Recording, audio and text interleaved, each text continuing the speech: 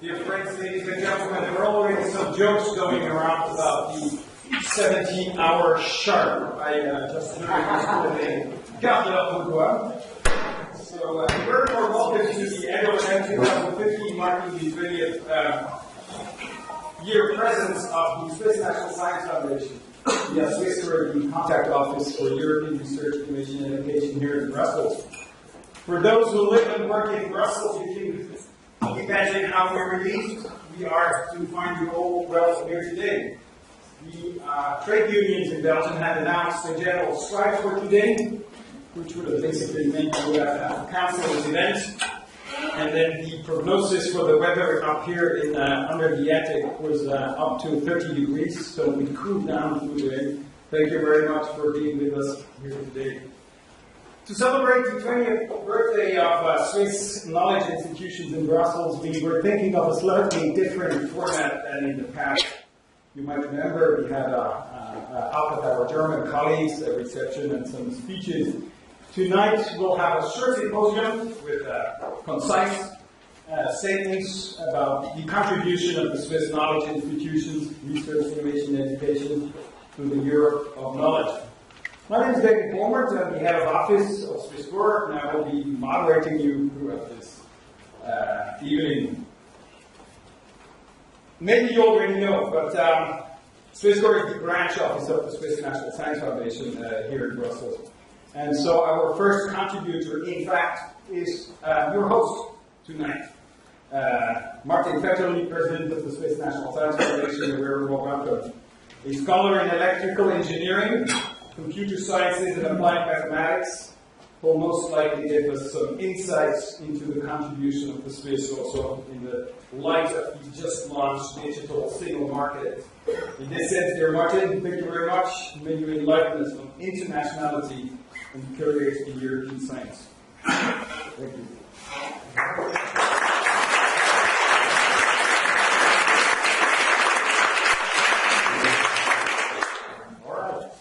Good evening. So this is an anniversary, 20 years of Swiss presence in Brussels. That's great. I was just discussing with officials that various offices in Brussels, and they were telling me about citizen science. And I'll come to citizen science in just a minute with a specific slide about Swiss citizen science. But before this, let me show you what I consider a very beautiful image. I hope you can see it. It's an image of co-authorship on scientific papers. Okay, so every time you have a link here, it means two people in two different locations have written a paper together. And you can see, of course, Europe is very much networked. Okay, and I don't have to explain this to you here in Brussels. But the thing that is really interesting, if you look at the map, you see England, France, Italy, and so on. But Switzerland, you don't see.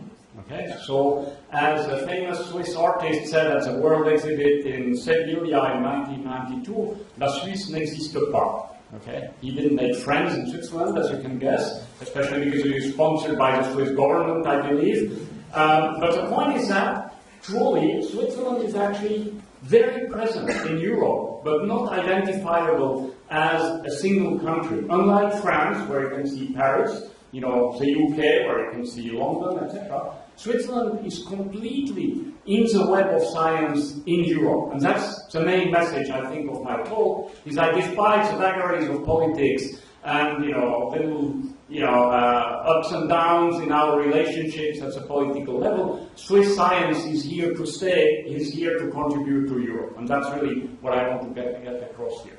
Okay, so Europe, of course, is a market. It's a science market. It's not as unified as our big competitor across the Atlantic, but it's getting there, very much so, and this is very good news.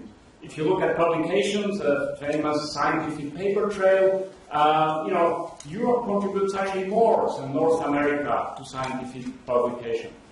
If you look at impact, the picture is a little bit dodgier. But the only thing you notice immediately is that the big sisters and brothers in the East are growing very, very rapidly, right? And Europe is in the middle of this science competition and has to take sides, has to be organized, has to be efficient. And Switzerland is in the middle of Europe, so it's part of exactly this game. All right, now what is one of the things that we do in Switzerland, as shown in the first map, is that we publish internationally with international collaborators or with international scientists that are actually in Switzerland. So we are about as international as it gets. And if you look at the rise in scientific productivity in Switzerland, it's not due to the Swiss, okay? It's due to all the international scientists that either work in Switzerland or collaborate with Swiss scientists. Again, this is very good news. Okay, now internationality leads to pressure, okay? It leads to competition. There are many other pressures on the science system, the hyper-competition, as we could call it, reproducibility, the careers for young people. I'll come back to this very briefly. But this pressure, of course, has also a certain cost. And Switzerland, being minuscule in the world, feels this pressure very much. And so here I come to the citizen science experiment that we were discussing. So we run an experiment in Switzerland that's quite interesting, which is called direct democracy. Okay, so every now and then we take a specific question, we bring it to the people, okay, and we take the result very seriously. Even though some of us might not be happy with the results, this is the name of the game. Okay, and so as of the 9th of February, when we were playing, the Asterix and Obelix game, see from the Swiss point of view, we have been demoted to what's called the industrialized third country in Horizon 2020. And I'm sure we have many other friends in the same category, but I must say I was a little bit surprised how quickly we went from being supposedly a key contributor to European science to be where we have to be, given the result of this little social science experiment. Now, you know also that very rapidly we found pragmatic solutions. Maybe that's the other message I want to put here in the room. The Swiss are actually known to be very pragmatic. If you are, close to the mountain passes where the Romans come by and then the Huns and then the barbarians or whatever, you have to be pragmatic, otherwise you won't be left. And so I think that's one of the skills we bring to politics. And indeed, Bundesrat Schneider-Hammann was able to sign something which seemed completely impossible from a legal point of view. Actually, a year ago we were here at a SwissCore event and we were told in as many words that legally it was absolutely impossible, out of question, that there would be partial association. Okay? And so magic did it, so we are back in the game, but we're back in the game for potentially a very short period of time. Okay? Now, this is politics, and I understand nothing of politics, so let me move to things that maybe I have something to say.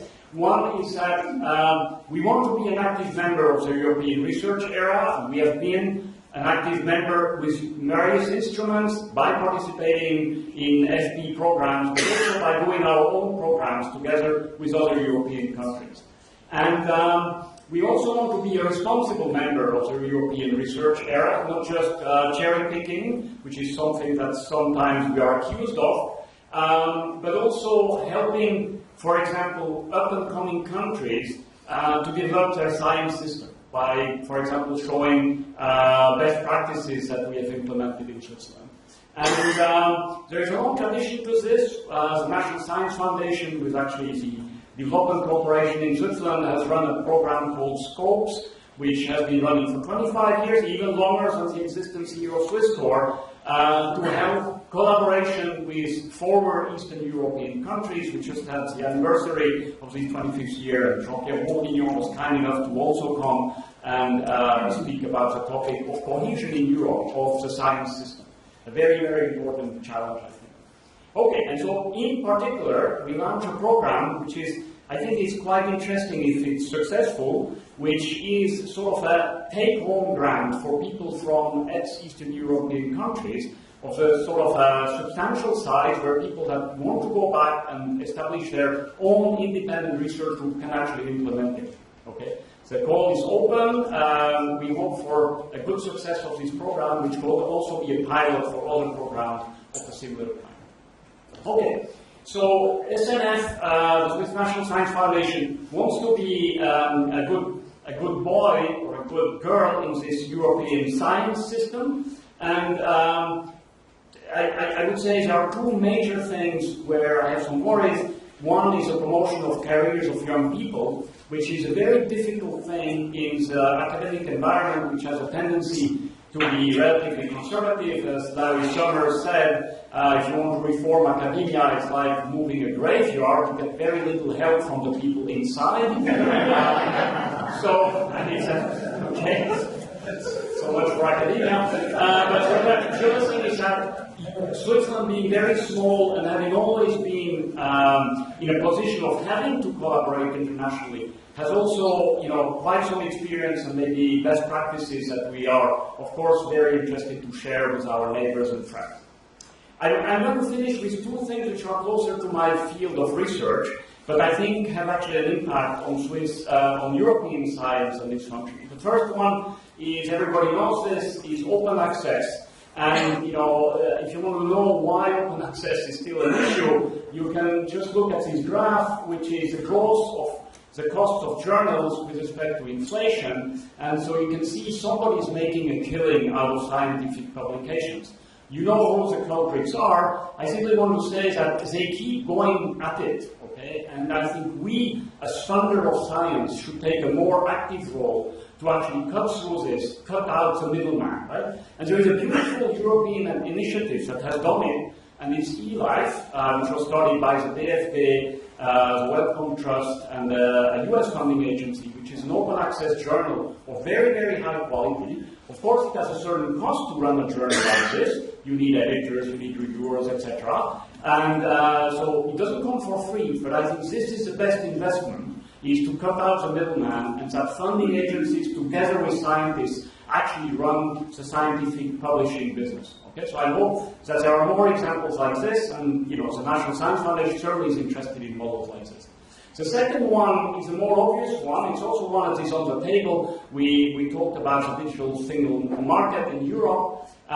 Let's just face the music, okay? These are our friends, right? Call them NSA, or a three-letter agency that reads your email online, and but that's the one on security. The other one that is also disturbing, in my view, is that if you look at market capitalization of companies worldwide active in the digital economy, this is the situation. 83% is in the US, 15% is China and India, and Europe today has exactly 2%. Okay? This is not possible for one of the major players in the 21st century in science, innovation, technology to be in such a position. Okay? And we did it ourselves. Let me be very open here, and I think we need to do something about this. We cannot be dependent like this forever on the future of digital science being owned by companies that are outside from Europe, and this is unfortunate. And I think we should all think about it and try to do something about it. And this is not about regulation, it's about science, innovation, and technology. All right, but I'm here to celebrate 20 years, an anniversary, so happy birthday to SwissCore. Thank you for your attention.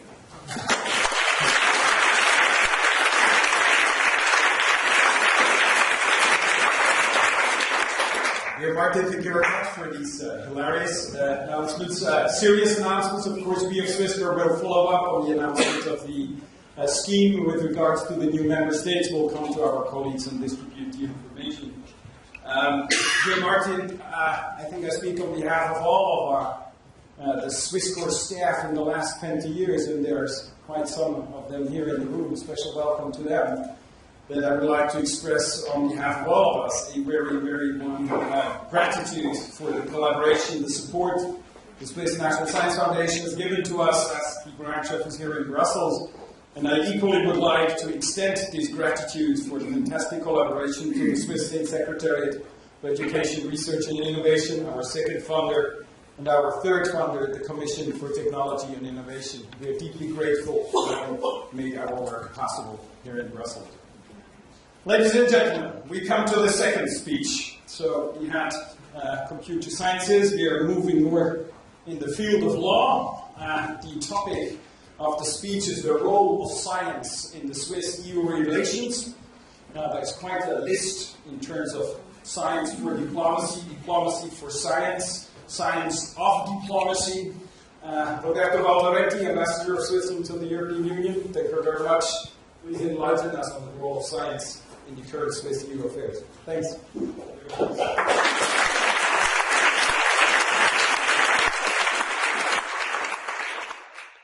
My dear President, ladies and gentlemen, let me first start where President Vetterli ended his presentation by wishing SwissCore very nice anniversary and the long presence of Swiss research, education, innovation institutions in Brussels. I was wondering whether I should try and send myself as Asterix or Robotics. You can decide yourself what you prefer. No, seriously, Switzerland is not the goals of the 20 or 50 before Jesus Christ. We are so connected you cannot imagine, and I will show you how this works. First of all, science and education enjoys a particular crucial position in Switzerland itself. We are a landlocked country. Actually, there is a joke, if I may, I will make this short joke. It doesn't work that well these days because it's called European Union, but you understand, Switzerland is the only landlocked country in the world surrounded by a sea. The EC. Today, I'll be working more Sorry, I couldn't stand up. Now, we have very little natural resources, as you know, and so we have to invest in brains. This was always a necessity. And we show a long-standing commitment to funding excellent and bottom-up science, highly autonomous universities, and an education system that values hands-on training. This has resulted in a mature, attractive, and innovation-friendly research landscape. And it is not the end of the story. To evolve and be challenged, the Swiss education and research landscape is committed to collaboration and openness. In Switzerland, these elements have therefore long been integrated into the DNA of the policy fields we now like to call the knowledge policies. Little bit of history. Since the end of the Second World War and the beginning of science policies and collaboration programs as we know them today, Switzerland has actively and successfully participated in a long list of science organizations and research infrastructures. We are proud to be member of 47 research organizations of Aeroforum, a forum managing European research infrastructure such as ESO, the European Southern Observatory located in Chile, which offers state-of-the-art research facilities to astronomers, or European X-ray, an X-ray laser facility that is being constructed in Hamburg and will start in 2017. We have been a founding member in a number of these organizations, and I would like to mention here the European Space Agency, which we are currently co-presiding with Luxembourg. Looking at education, we were also one of the original signatory countries of the Bologna Treaty, for example. Over time, universities and research organizations in Switzerland have also been empowered to open up and create framework conditions that attract researchers from all over Europe and the world. Hosting a unique facility such as the CERN, which welcomes thousands of qualified, networked and innovative individuals whose work was recognized with the award of the Nobel Prize for Physics in 2013 to Professors Brown, Hengartner and Higgs, also greatly contributes to the dynamism of the Swiss research and innovation landscapes. So, given their highly international nature and their commitment to brain circulation, education and science have long contributed to putting Switzerland on the global map. Knowledge has also long been part of the agenda of the Swiss-EU relations. Before the existence of the EU framework programs, Switzerland already had an agreement for collaboration with Euratom in the field of fusion research, and as an almost natural prolongation of this agreement, signed in 1978, Switzerland also participates in ITER and the current fusion research activities of the European Union as the only associated country. Swiss participation in the framework programs takes its roots in the scientific and technical agreement signed in 1986, when the general framework for developing scientific and technical cooperation between Switzerland and the European Union was defined. And since 2002, we have been associated to the EU Framework Program for Research, programs in which we already participated since 1987, And to mention another agreement, we were present in 1970 when COST, the European Cooperation in Science and Technology, was founded. So, for the story of our relations. Now, this win-win situation, collaboration, have been caught into the net of wider Swiss-EU relations, you heard. And Swiss participation in the current generation of programs is currently limited in time and scope for research. In the field of education, the situation is, if I may say, is even worse, because the cooperation could unfortunately not be prolonged at the start of the Erasmus Plus program. And this is not the Swiss fault. This has created uncertainty and frustrations for scientists, students, and their organizations in Switzerland and throughout Europe. For both programs, Erasmus Plus and Horizon 2020, the aim of the Swiss government remains a full association. To regain full and non-partial association to both programs, we, and I mean the European Union and Switzerland together, we will have to find another solution for the free movement of persons. And perhaps science, innovation, research, education will contribute to finding a solution. This is why, in times of relative uncertainty, I would like to underline the importance of the work of experienced and well-networked organizations such as SwissCore. Your presence here tonight is a testimony to that. So I would like to congratulate the success of SwissCore team since 1995 and their partners taking Bern for their work and their commitment in these 20 years of existence. I would also like to thank them for a very constructive collaboration with the Swiss mission to the European Union. So, like President Vetterli did before, I wish SwissCore a very, very happy birthday and many happy returns. And to all of you, I wish a nice evening. Thank you very much.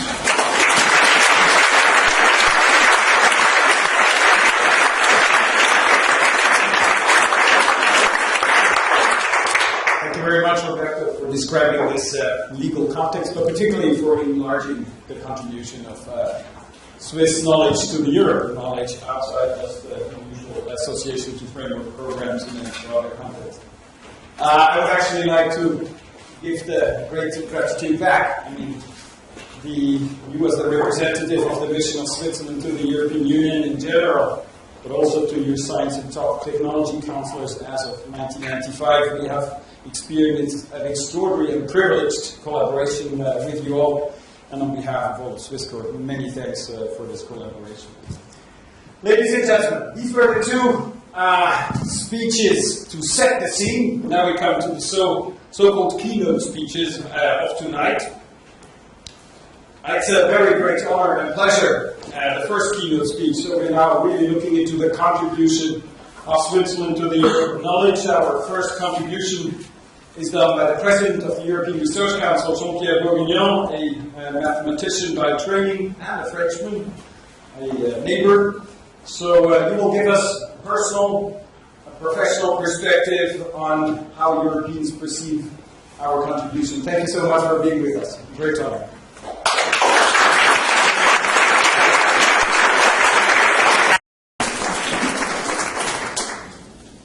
Thank you very much for this kind invitation and possibility for me also to recall some very good moments I spent in Switzerland.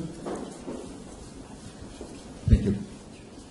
So just to start with some personal recollection, because I do have a number of Swiss friends, so I'm not going to list all of them, it would be much too long, but just to mention a few of them, which actually for me have been very important people.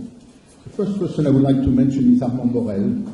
He's a mathematician, very well known internationally, got many international prizes, and he was definitely somebody who really helped me a lot while I was visiting the Institute for Advanced Study in Princeton. And he was an extremely professional person, and I owe to him the suggestion that I should come to ETH at some point, which I did.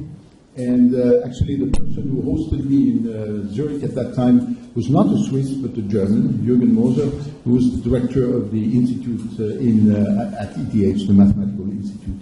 So I spent a trimester in Zurich, giving one of the famous Nachdiplom-Vorlesungen, and it was really a very great experience. But also I had some other people with whom I collaborated for a long time in Switzerland.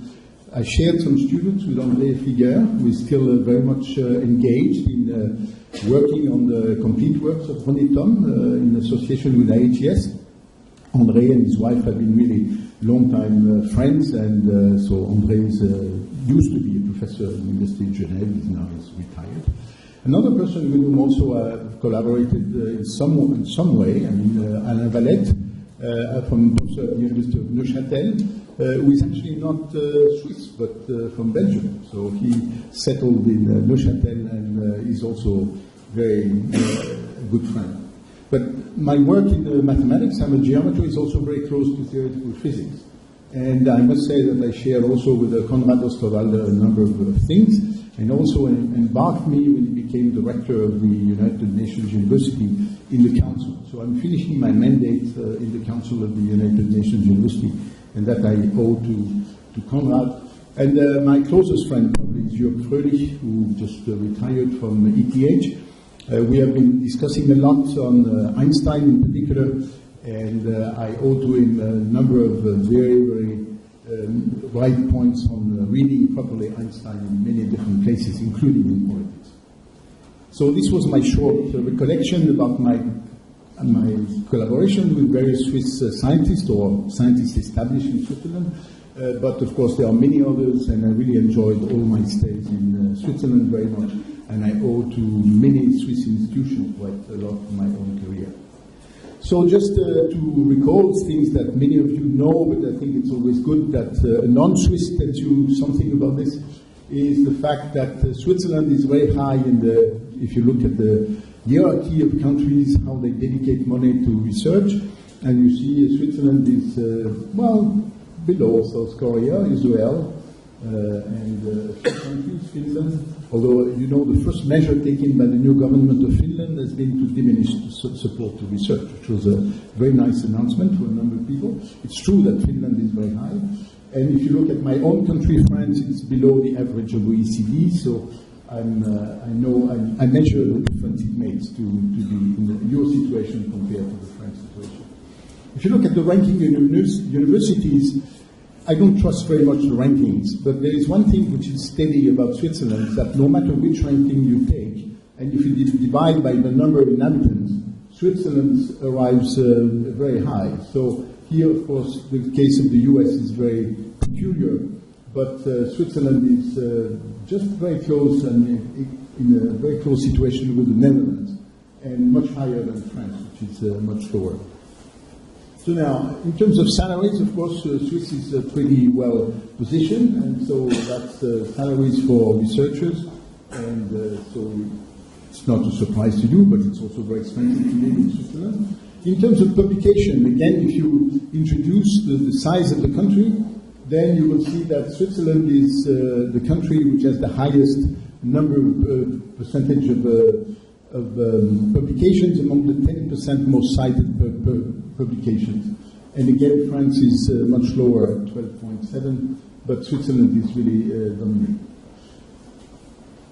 Now, if I come to my own business, which is the European Research Council, as you know, Switzerland has been doing fantastically well. So if you look at the success rates in European Research Council, I just considered the period of the Framework Program 7, which covers the period 2007-2013. So the highest success rate in Switzerland, 23% success. Next is Israel with 17% or 18%. Next is France, which was a surprise to me, but that's still the case. And of course, it's not the country which has the long. Another thing which I wanted also to share with you is the fact that if you maybe it's the scale could be troublesome to some of you. Both scales are logarithmic scales. That was the only way you could have all the countries on the same map. And of course, if you use logarithmic scales for both the x-axis and the y-axis, the only thing which is meaningful is the slope of the regression line. And so you see the slope is slightly larger than 1, which means that the more money you put, the correlation is quite stronger.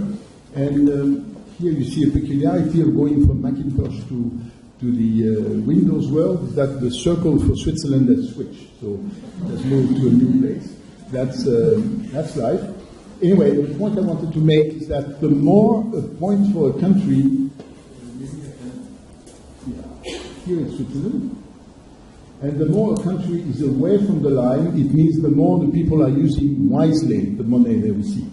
So you are doing pretty well. Israel is doing even better, and Netherlands is doing also remarkably well. UK is not bad either. But anyway, so this shows that Switzerland is really very well positioned, also in the terms of how it uses the money. This is a curve which I always show because I think it shows a lot about the European Research Council. On this chart, we put together both the number of grants of ERC grants in a given country, but also the share of that country in the 10% most cited papers. And then you see that, that Switzerland, which is over there, is, so of course, the country which has the largest number of ERC grants is the UK. Next is Germany, next France. If you compare the two, you see that the size of the country, Germany is quite larger than France, so Germany is not doing so well. France is doing pretty well. So you see Switzerland here doing quite well. If you look at the size of the country compared to the size of France, clearly Switzerland is doing remarkably well. Notice that also Israel is doing fantastically well. Netherlands is doing also remarkably well, 15 million inhabitants. France over 60 million. So you see it should be 1/4. The ratio is certainly not 1/4 here. And now, because I have put also this share of 10% most cited papers, you see some country overperforming. That is more ERC grants than you would expect from the share in terms of the publication, which are the 10% most cited. Germany is underperforming. France is overperforming. But also you have Switzerland remarkably overperforming, but at the same time Italy also underperforming. And of course Israel is completely extraordinary in terms of performance. So this shows also the next point I wanted to stress is the correlation between these two curves. So without doing anything, you just have the ERC number of ERC grants so very closely correlated with the share of a given country in terms of the 10% most cited papers. And in terms of, in the case of Switzerland, actually this success is not uniformly distributed in, depending on the areas. So here you have the area of life sciences, LS, area of physics engineering, which covers also chemistry, mathematics, computer science, and social sciences and humanities. So this is the average success rate for all countries, and this is the success rate of Switzerland. So Switzerland in life sciences is doing extraordinarily well, very well too in physics engineering, and maybe there's still something to be done for humanities and social sciences. Anyway, altogether it makes Switzerland the most successful country in ERC by far. And also another point which is quite important, of course, Switzerland is attracting a huge number of non-Swiss to work there, and in particular to win ERC grants. But it's the same with the UK. Almost half the ERC grantees in the UK are non-UK people. There are not so many British people outside UK winning ERC grants, but there are also, if you look, I mean, Switzerland is much smaller than UK. The number of Swiss who have ERC grants outside Switzerland is quite significant if you compare to UK. And maybe one thing you can see a very significant difference between Germany and France. In a sense, the two countries have quite similar number of ERC grants, attracting similar numbers of non-nationals.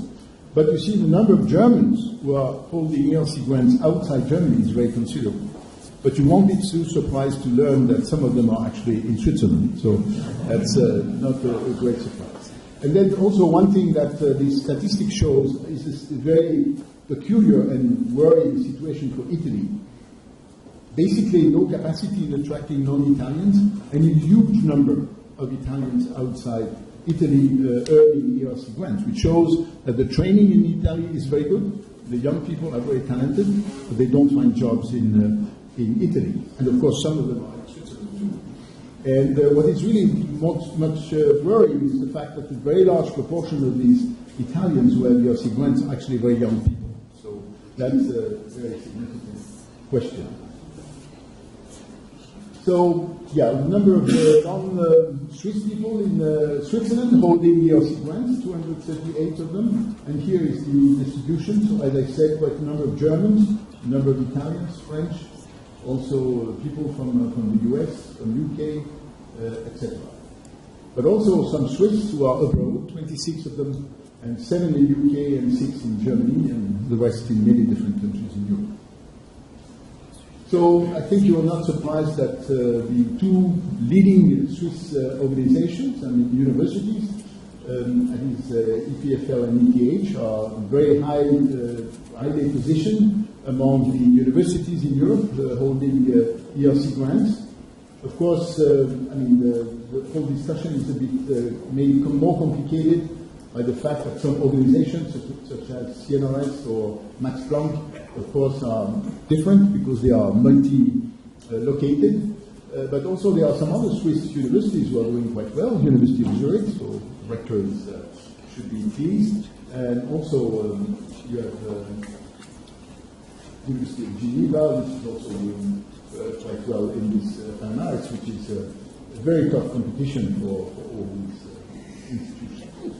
And now, so this is the list for top institutions in Switzerland with a number of ERC grants, and of course with EPFL and ETH really fighting with each other to get the best. For the moment, EPFL is leading over ETH, so I'm pretty sure that this will change at the end of 2014, but 2015. But let's see what comes out. Anyway, I want to finish with one thing maybe on which the Swiss could make progress. ERC has a small program that we call Proof of Concept. It's a program which enables researchers who, along the way of doing the research, see the possibility of branching out to something more connected to industry or connected to societal challenges. And we provide them with a not such a big amount of money, but some amount of money. And actually the program has proved very, very useful for people to really actually prepare themselves if they want to create a startup to really do things more connected to innovation. And from that point of view, I think Switzerland is not doing very well compared to many other countries. And again, you see that how much Netherlands is doing fantastically well, almost at the same level as UK. So, but Netherlands is a small country. So I think maybe this is a domain, unless actually the country itself is already supporting that so well that actually you don't need to get help from ERC. Thank you very much for all your attention.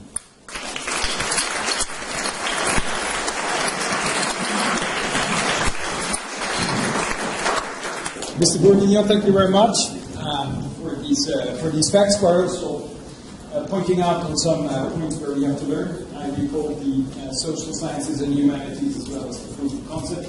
We'll come to our Dutch colleagues and see what we can learn from them. Allow me to take the ERC as an example. I've just been thanking the mission as our partners here in Brussels.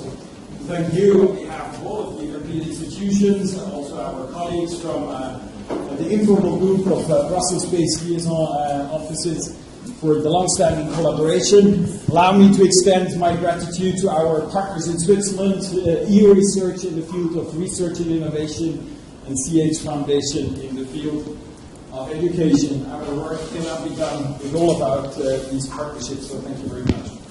Ladies and gentlemen, this was the European perspective. We are moving back on the Swiss perspective when it comes to the contribution to the Europe of knowledge. Now, we had some reflections on the now and the future from Martin Vetterli. We had some reflections from you from the European perspective and your personal perspective. We had the ambassador opening up the view in terms of legal implications back to the war.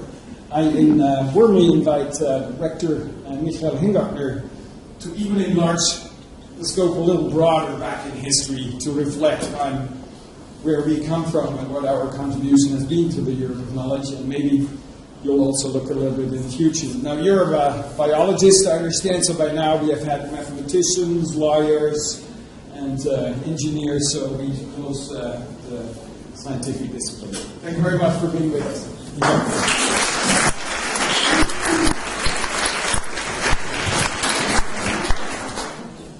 Thank you very much, David.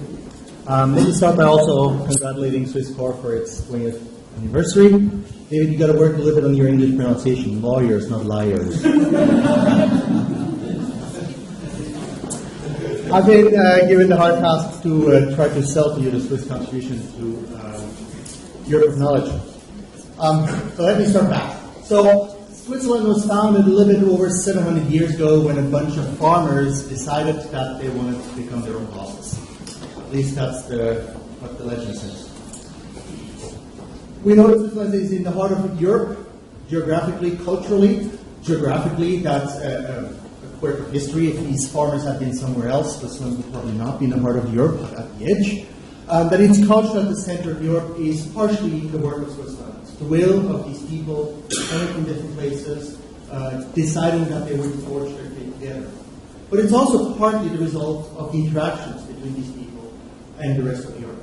For example, the fact that we have 4 natural languages comes partially from the people wanting to live together, but in fact was also largely defined by the Treaty of Vienna, where the European powers defined the new borders and gave to Switzerland enough French-speaking people that actually was a critical mass that could survive over the centuries. And so you could argue that the Switzerland that we have today, in fact, is due to the strong will of these farmers, but also to the help of the big powers. Also scientifically, clearly Switzerland was clearly formed partially by its interactions with the neighbors. We heard Switzerland has very little natural resources. It became competitive thanks to education, research, and innovation.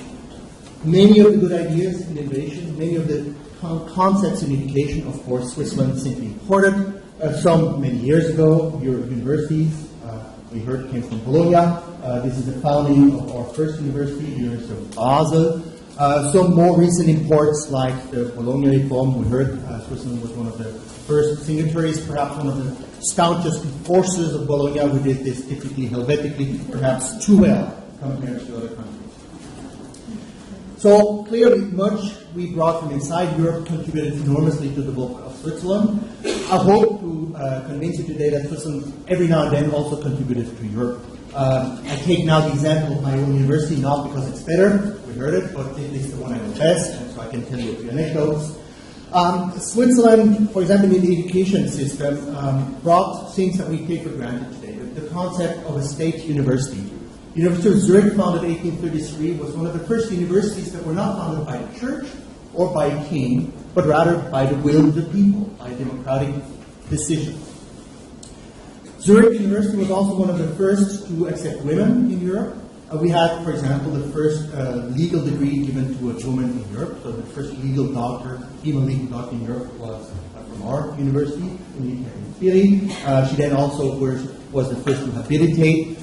This is something in the German system, you could call it professor in the Anglo-Saxon system if you want.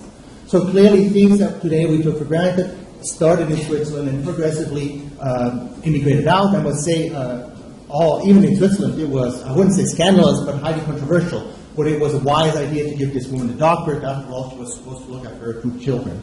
Nevertheless, Switzerland, we learned it, likes experiments, and I think this is an experiment that in the long run has proved successful.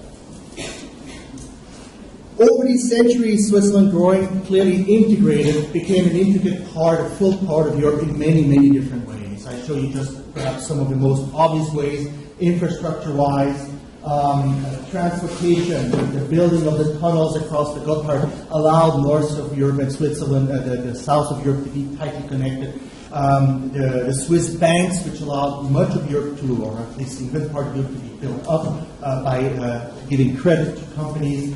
Even today, electricity, the Swiss dams are a perfect complement to the wind farms and the solar farms that other countries have. Of course, when there's a lot of sun, a lot of wind, we can use electricity to pump water up into these dams. When there's no sun, no wind, we use these as batteries, and we basically get electricity back to Europe. So even in the electrical grid, if you want, Switzerland is an intricate part. You can't really think of Switzerland outside of Europe. This is true infrastructure-wise. It's, of course, also true in science and education. We wouldn't be here today if that wasn't the case. If you simply look at some statistics here, I show you collaborations in co-publications in scientific journals. And you see that when Swiss decide to publish with somebody, they'd rather publish with a European than with another Swiss. Partially because the country is small, partially because there's a lot of good science in Europe. And the rest of North America comes fourth, third.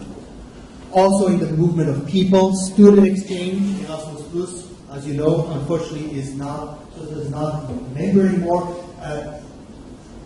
Having said that, I'm a strong supporter of student exchange, and we made a strong commitment at the University of Zurich to do whatever we can to continue promote student exchange. I'm convinced that the best way to convince a person to have a young man, a young woman realize that they're part of a whole is for this person to go somewhere else in this whole and meet the people there and realize, oh, look at that, they're all the same. We have common values. And it's these common values actually that form the basis of it's extremely important that we give this to the next generation. And so my plaidoyer is let's make sure that we allow our students to go within Europe, move around, and learn to meet each other and learn from each other. And as you see over the years, it has strongly increased, and I think it's a trend that absolutely needs to continue.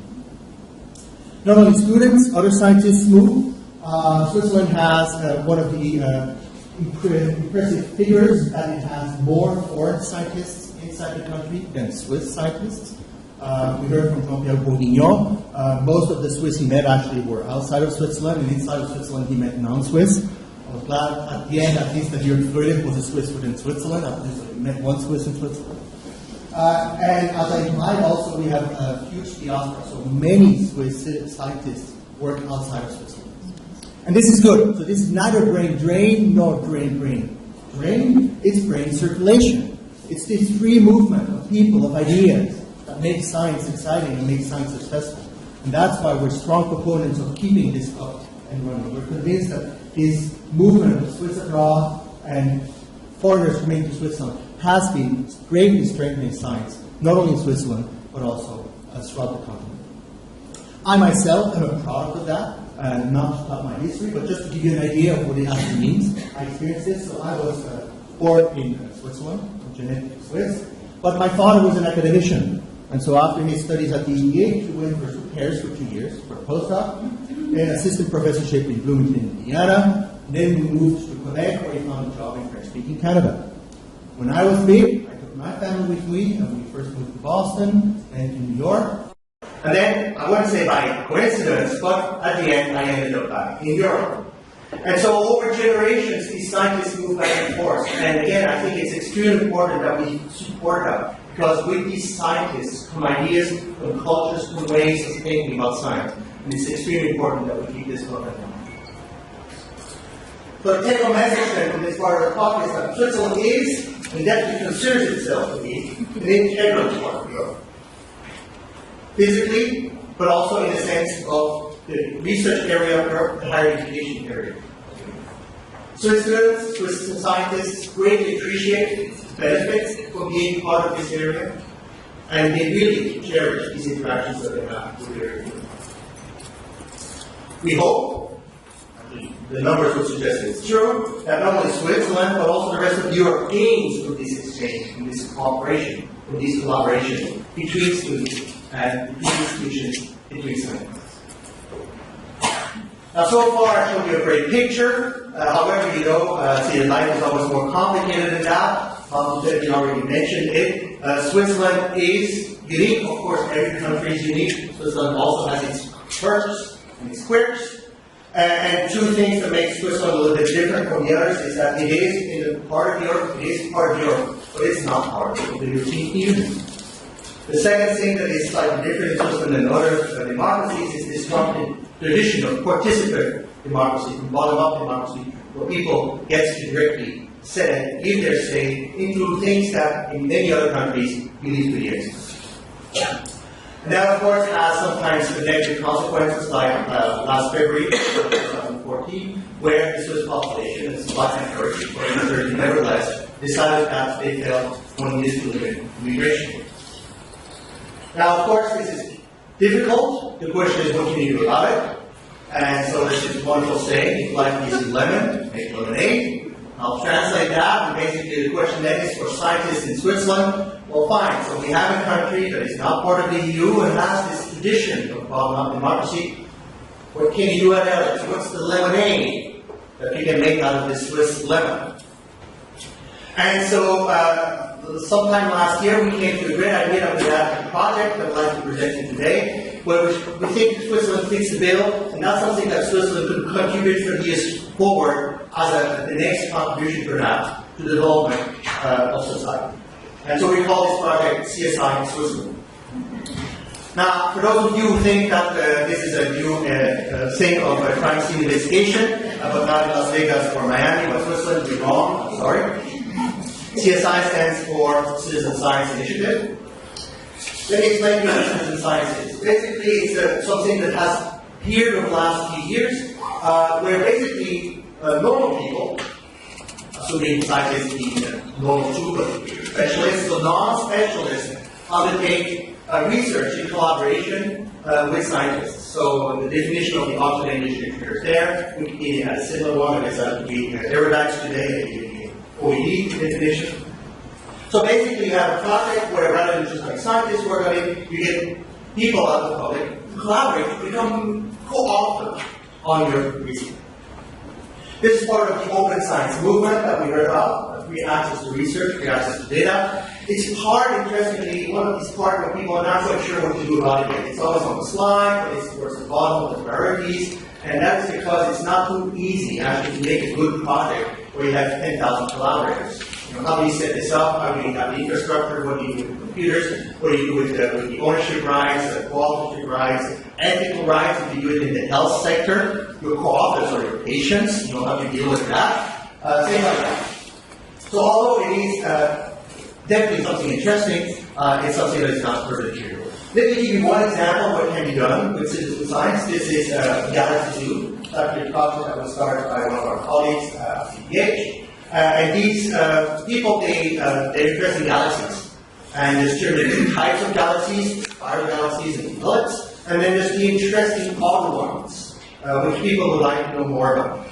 Now, if you write a program that tries to classify galaxies, it's going to be great and classify each spiral as a spiral and each ellipse as an ellipse. And every odd one is going to put into one basket or another.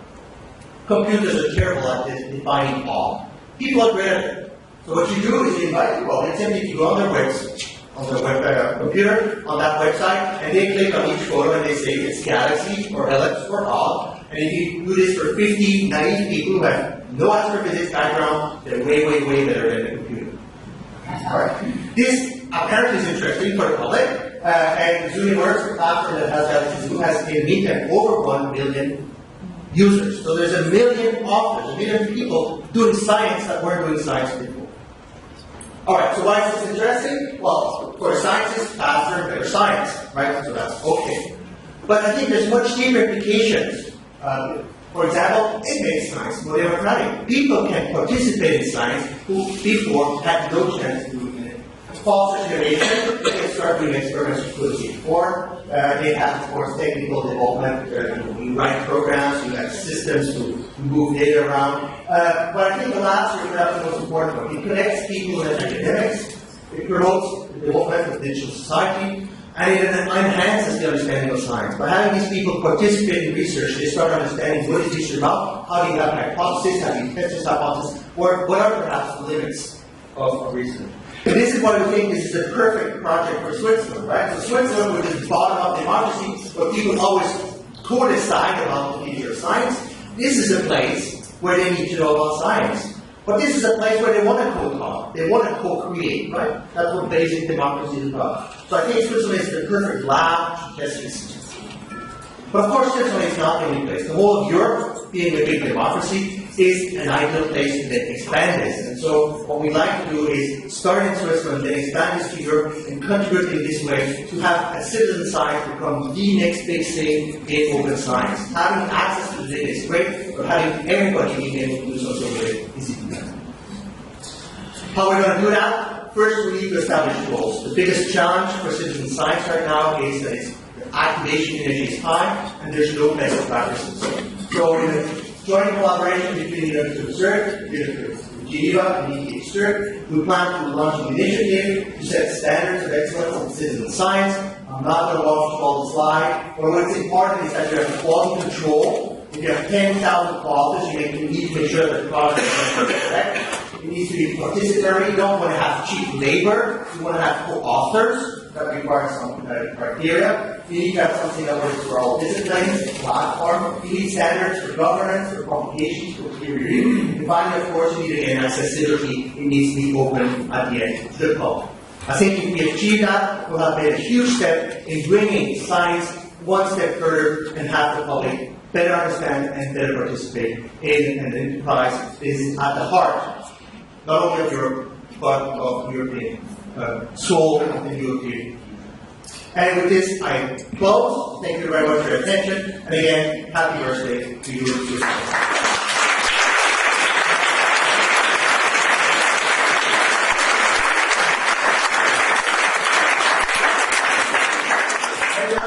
CSI will never be CSI anymore. Of course, you can count on us.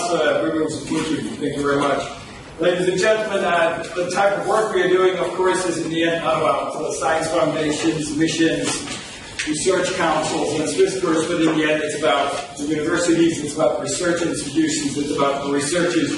So I would like to thank our clients for the very long-standing trust in us and the collaboration. I would not only like to thank our Swiss clients because after the 9th February, many of our European colleagues, universities, rectors' conferences have expressed their support for the collaboration between students, teachers, and our institutions. And on behalf of all of the Swiss science research and education system, I would like to thank you very much for your support. You were maybe wondering why I'm sort of on a playground here for, I don't know whether you can see it in the back, but it's kind of a carpet here.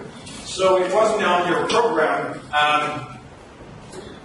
Of course, we'll have some time for questions, but we did want to discuss a contribution of Switzerland to Swiss science to the Year of Knowledge while staying abstract all the time. So I'm a little surprised. And the surprise we're actually having is Davide, Scaramuzza, and his team. So before we come to the interactive part with you, ladies and gentlemen, it's actually not a truly Swiss thing. It's a European cooperation project, an excellence project from FP7, if I understand correctly. And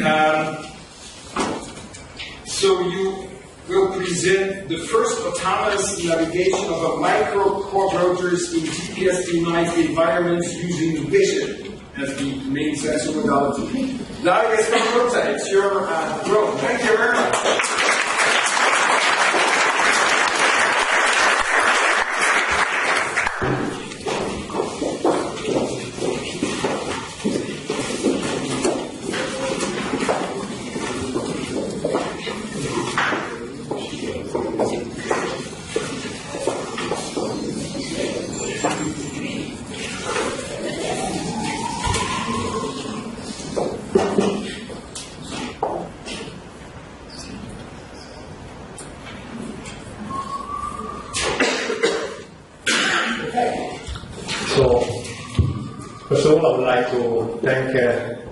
Thank the organizer for inviting me here. It's really a pleasure, and happy birthday to SwissCore.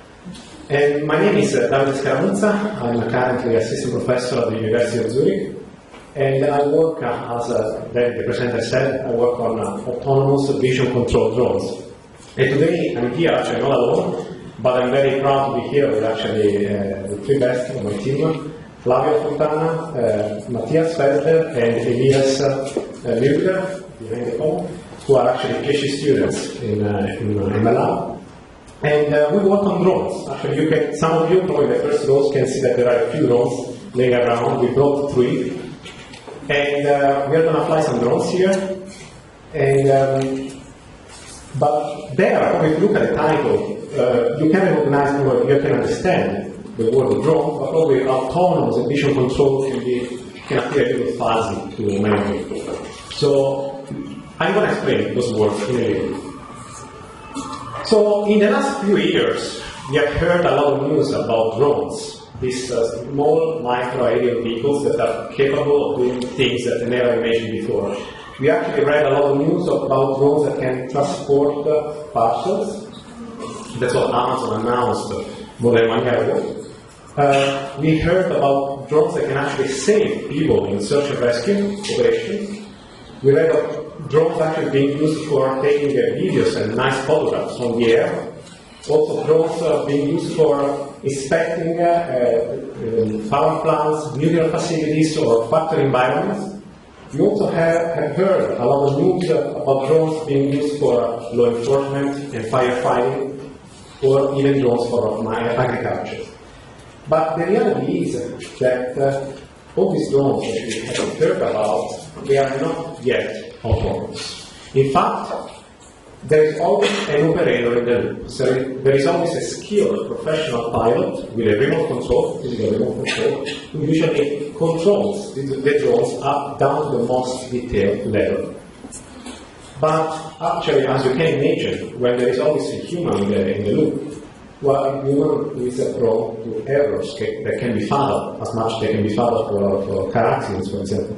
This was a football match in Brazil in 2013 and recorded by a smartphone by one of the spectators. And this journalist drone actually crashed in one of the people. He didn't get injured, don't worry.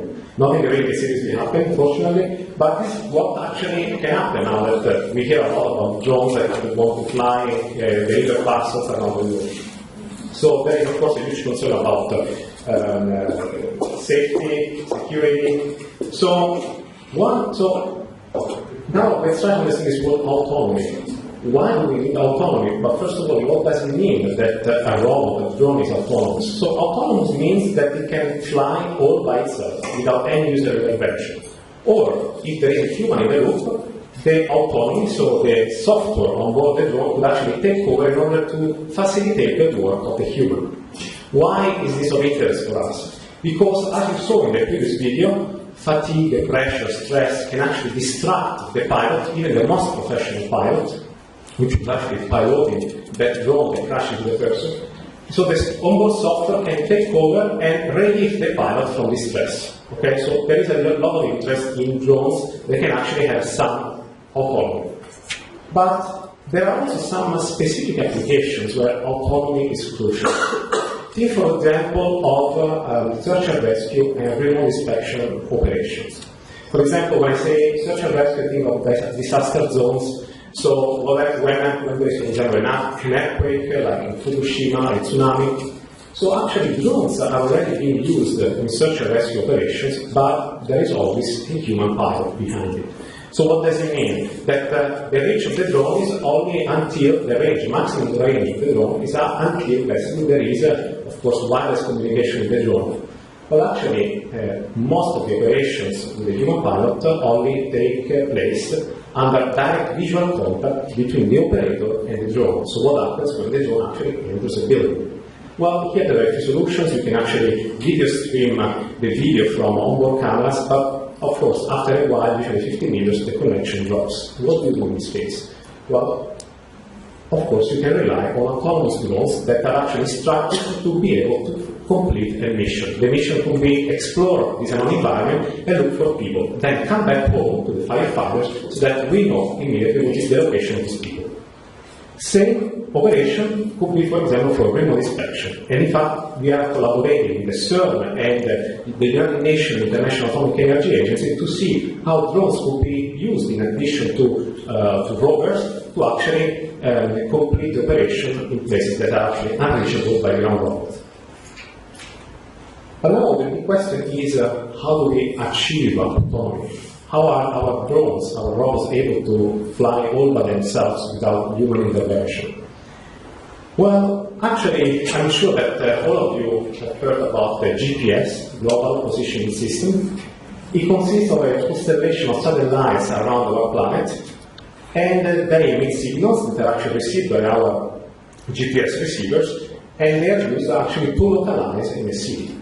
So in fact, all the passenger aircraft nowadays use GPS to navigate autonomously once the aircraft reaches the height of 10,000 meters, right? Then the pilot switches to autopilot, and then basically the aircraft is able to fly all by itself. What is happening? Well, what is really happening is that the onboard computer of the aircraft basically is using the GPS to correct its position in order to follow precisely a given path. The path, the trajectory, is the one that connects, of course, the starting location to your destination. So it turns out that we need some sort of reference, position measurement, in order to navigate autonomously. It's a little bit what we humans do. If you want to go now back to where you came from, to the entrance of this building, what do? You look at the environment, you have a map of the environment, and you already know the trajectory that you have to follow in order to exit this environment. So if you have GPS, the map is basically the constellations of the lights.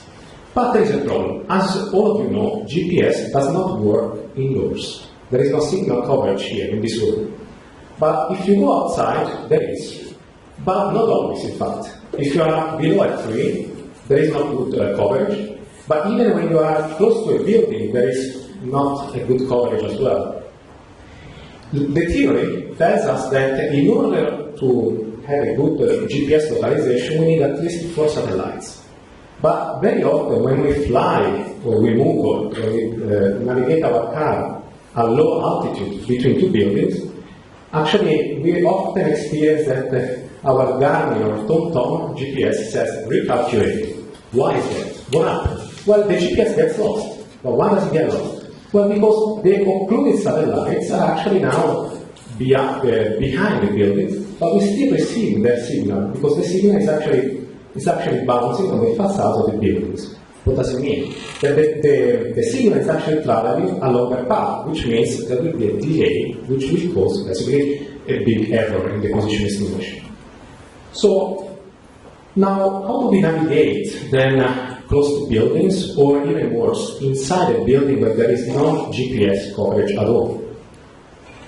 So, nowadays there are 2 options to navigate autonomously, which are actually depicted in these videos. So the video on the right-hand side is from my lab. You see a quadrotor basically performing a circle very, very fast, all autonomously, all by itself. And on the left-hand side video, you see a quadrotor, which is instead a drone that's bouncing a ping-pong ball. Now, which is actually from my colleague Davide, so I don't know. Let me ask you a question. Which one of these 2 videos catches your attention the most? The left or the right video? The right. Okay. Many people usually think it's the left video. I actually think that both videos are very impressive, but the technologies behind are actually completely different. In fact, the robot on the left-hand side is actually blind. It's not really autonomous, it's blind. It doesn't see by itself, but it sees the environment with the eyes of a motion capture system. So you couldn't see it in the video, but there were 10 hidden cameras attached to the ceiling. And those cameras were actually tracking the position of special markers attached to the drones. The markers were so small you couldn't even see them. Now, these motion capture systems are very good for evaluating control strategies, so for research, but actually you cannot use them, for example, in emergency or in disaster zones. You cannot go there and start first your cameras and then send your drones. It wouldn't make any sense. So what we actually are doing in my lab is developing drones that can see by themselves in a way like we humans do. So like we humans, actually we attach cameras on the drone, and the camera actually is connected to an onboard mini computer that analyzes, through a very sophisticated software, the images captured by the camera, so that the drone can basically navigate all by its own. And let me tell you that actually the research I've been doing in the last 3 years with my group, since I actually founded my lab, was inspired by a European project called S-Fly that I coordinated between 2009 and 2011. Now, how does it work? How can we actually use only a camera to actually navigate autonomously? So, let me take a drone. So, how does a drone fly? So you can see here there are 4 propellers. Now, if the propellers keep fall at the same speed, the drone will fall. If the propeller actually speeds up, then the drone will go up. If this propeller turns faster than this propeller, then the quadrotor tilts in this direction, and we are actually move forward in this direction. if this propeller is faster than this propeller, the system will tilt in this direction, and then move in this direction. Now, say that you want to stay where you are, you put this hovering in place. According to what I said, you just spin all the propellers at the same speed that you expect the throttle to remain where it is. In practice, it's not that simple because actually geometry is a very unstable system, and just to give you a similarity to us humans, imagine to close your eyes and balance on your feet. And try at home to see after how many seconds or sometimes even minutes to actually go down. So what do you do to restore the equilibrium? You actually open your eyes and look. When you look, usually what you do is that you fixate some static landmarks, point to the ceiling, to the floor, or the ceiling, whatever you want, and then you're able to remain in place. So a quadruple without an eye actually will drift away very quickly. But if you open your eyes and look at the camera, the down-looking camera, the camera captures images, the onboard computer analyzes these images, it tries to extract some points, some landmarks.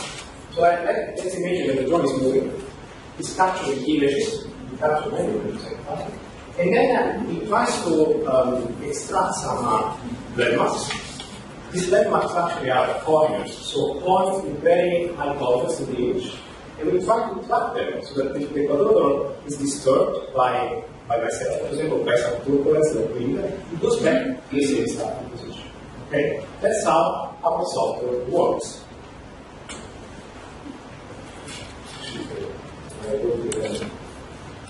So if this is clear, actually let me stop talking and let's see how, let's go to the next practice. And let's see how it works.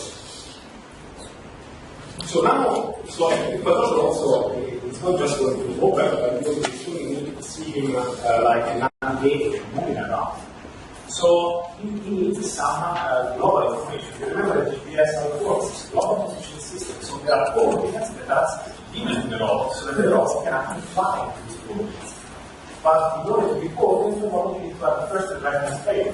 So what I'm going to do now is that I'm going to do an episode.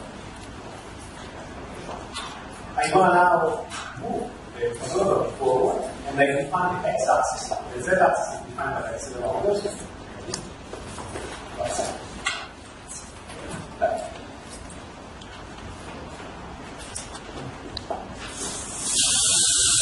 And the quadrometer is flying all by itself without any user intervention.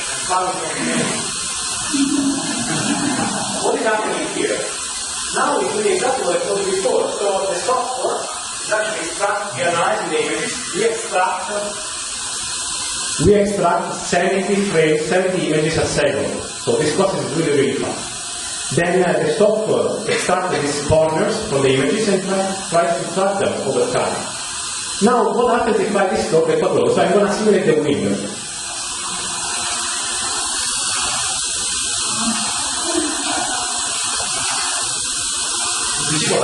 You see what happens? It goes back exactly to where it stayed. Okay? So it's just tracking those points.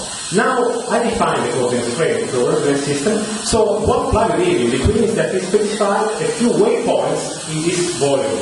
And now I'm going to show you how the quadrometer is going to move from waypoint to waypoint. Okay? Here we go.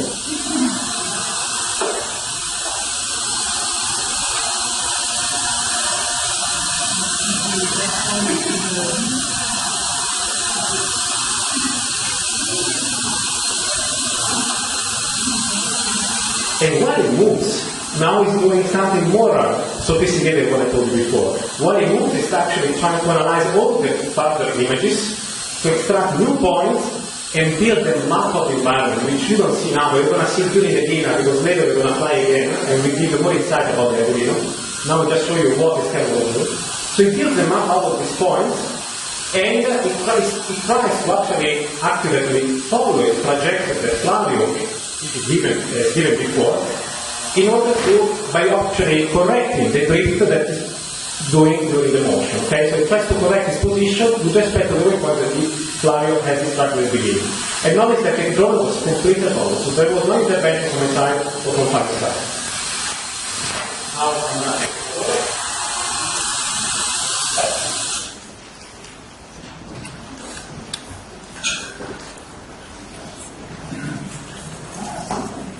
So this technology is actually very new, and let's say that it's for the people here that know a little bit of computer vision, this is called the visual launch calculation mapping.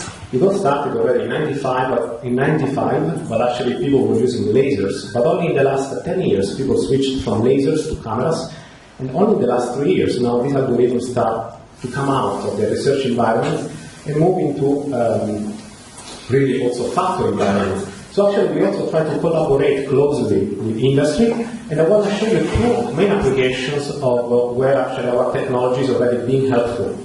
So one is actually together with a French company, Pilot, which is the second world largest drone company.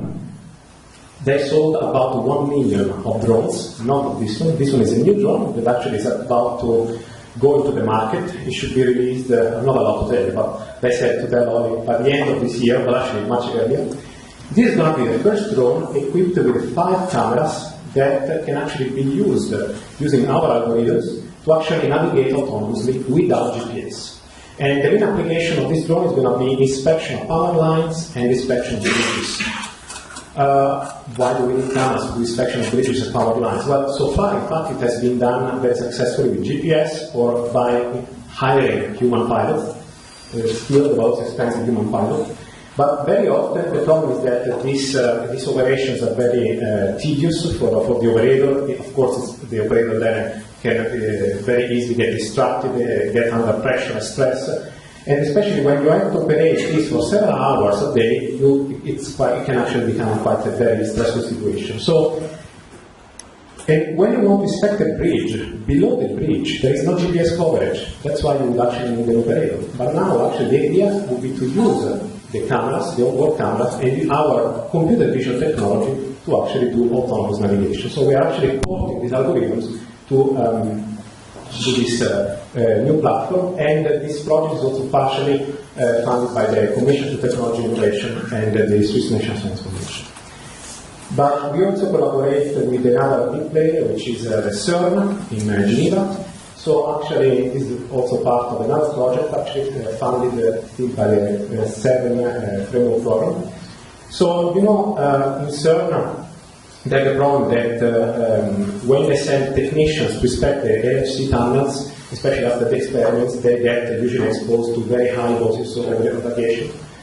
They can be exposed to very high doses of radiation, especially during the few days after the experiment. So what they want to do at CERN is actually to replace humans by drones. And we went to the LHC in December, and we took this video with our camera. We were not allowed to fly because of the expensive instrumentation still. So we were actually, this is myself and my postdoc, we were actually moving and simulating the flight of a drone. The camera attached to a telescopic stick, we were moving along the tunnel.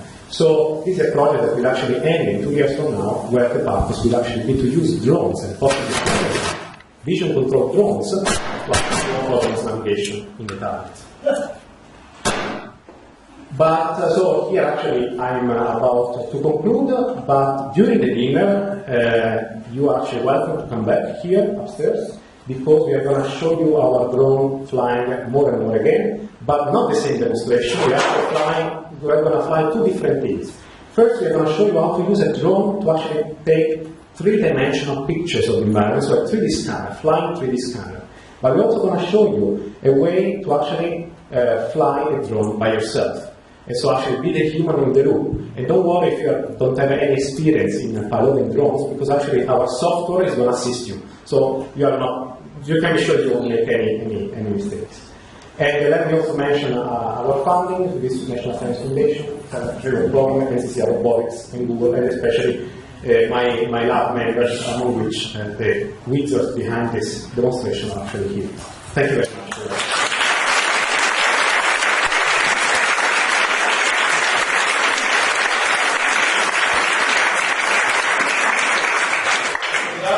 Matthias, Elias, and Flavio, thank you very much.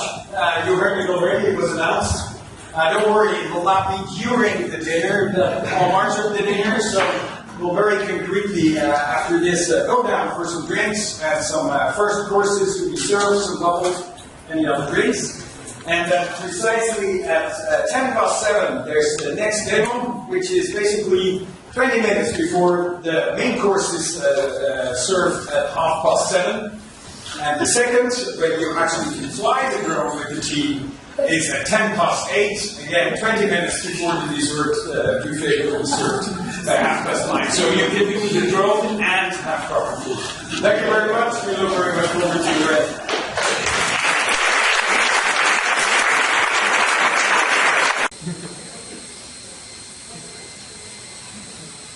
Just say it, yeah.